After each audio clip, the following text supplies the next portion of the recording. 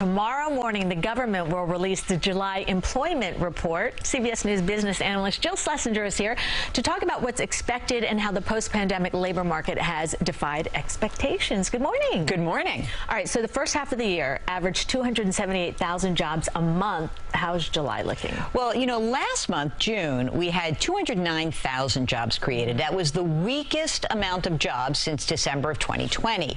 It's kind of what we want to see. We want to see this slow deceleration without having the job market crater. So this month, the expectations are for about 185,000, for the unemployment rate to remain at this 3.6%.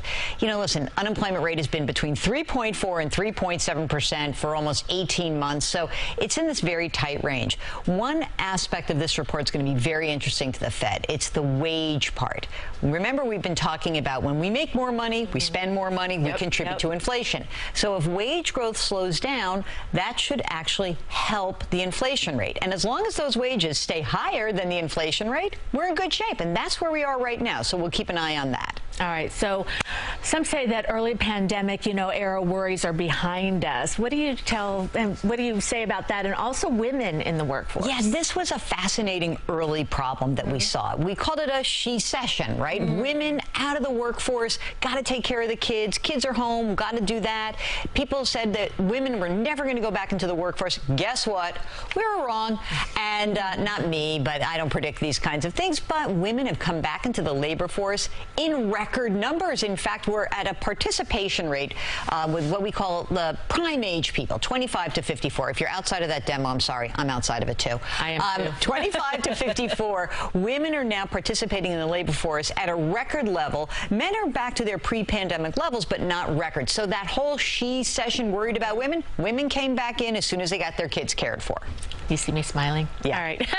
We also heard about early retirement and COVID. How has that panned out? Well, this is interesting because I remember when I was doing my podcast, people were like, I'm done. I'm an educator. I'm this. And we thought that people were going to be retiring and that was it. Well, as it turns out, that when we look at people who are, say, 55 to 64, they're definitely in the workforce. They're really solid. They're kind of like their peer groups, no problem.